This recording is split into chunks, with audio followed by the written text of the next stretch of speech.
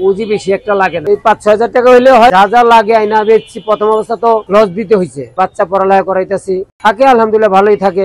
এই 4-5 হাজার টাকা বিক্রি হয়। এই কোন সময় বৃষ্টি বাদল হইলে তখন আবার কাস্টমার থাকে না, বৃষ্টি বাদল তো কেউ দাঁড়াইতে পারে না। এটা কইরা যেহেতু আমার আল্লাহ ডাইল ভাত দুইটা খাওয়াইতেছে, এটার দিকে চলতেছি। বাসা ভাড়া দেই, মাসে 10,000 টাকা বাসা ভাড়া দিতে হয়। যে এটা ধৈর্য ধরে করতে পারবে সে হয়তো এরকমই পারবে।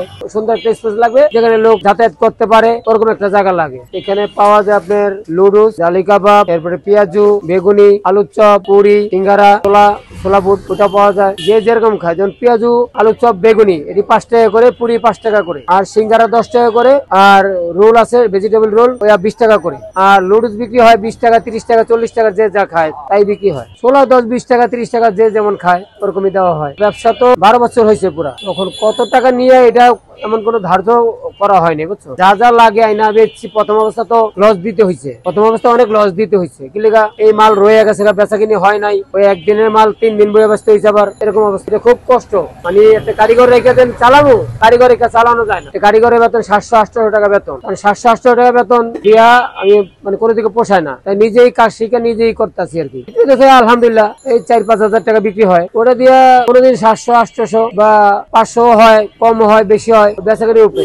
হ্যাঁ আলহামদুলিল্লাহ আল্লাহ এই ব্যবসা দিয়ে চালাইতেছে। অর্জন করার মতো কিছুই হয় নাই, অর্জন করার মতো কিছুই হয়নি।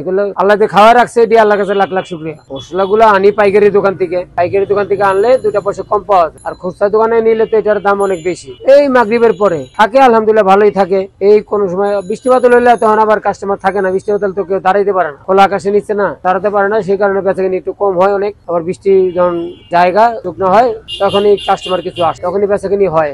গল্প বলতে কি, গল্পর কিছুই নেই, যা আছে সবই বাস্তব জিনিসটা। কি এটা কইরা যেহেতু আমার আল্লাহ ডাইল ভাত দুইটা খাওয়াইতেছে, বাচ্চা পড়ালেখা করাইতেছি, এটার দিকে চলতেছি। বাসা ভাড়া দেই, মাসে 10,000 টাকা বাসা ভাড়া দিতে হয়। বাচ্চা পরে ঘর ভাড়া দিয়ে এটা থাকতেছি, আল্লাহ খাওয়াইতেছে আলহামদুলিল্লাহ। এটাই যে এটা ধৈর্য ধরে করতে পারবে সে হয়তো এরকমই পারবে। যে ধৈর্য ধরতে পারবে না তার হবে না। ব্যবসাটা খুব ধৈর্য ধরে করতে হয়, অনেক জ্বালা সহ্য করতে হয়। দাঁড়ায় থাকতে থাকতে পাও ব্যথা হয়ে যায়, বসার কোনো সুযোগ নেই। তো বললাম না, একটা কারিগর রাখতে হলে 800 টাকা, যে 800 টাকা কারিগরে দিব, ওই 800 টাকা নিজেই যদি কামান না যায় তত হয় না। এলে কারিগর বাদ দিয়ে নিজেই করে, এইভাবে আল্লাহ দিনটা পার করে নিতেছে, চালাইতেছে। পুঁজি বেশি একটা লাগে না, পুঁজি কমই। এই 5-6 হাজার টাকা হইলে হয়, পুঁজির বেশি ইয়া না। বিশেষ করে লাগে এটি কোনো জায়গায় স্পেস দরকার, স্পেস ছাড়া যে কোনো জায়গায় এটা চলে না। এটা একটা জায়গার স্পেস লাগবে, সুন্দর একটা স্পেস লাগবে যেখানে লোক যাতায়াত করতে পারে, ওরকম একটা জায়গা লাগে। যে মানুষ যাতায়াত করবে, আসবে, দেখবে, তখন কেউ দেখে পছন্দ হলে খাবে। দুপুর 3টার থেকে রাত্রে 9টা-10টা পর্যন্ত, সাথে কোনো বন্ধ নাই। ভালো রাখে না, তখন করতে পারলাম না, এটাই হলো বন্ধ। এখানে কাস্টমার আসবে আপনার বলতে বলতে জিগাতলা নতুন রাস্তা, শালেকঘাটের বাজারের সামনে, নতুন রাস্তার মুখে আর কি। এটা নতুন রাস্তার মুখে, মানে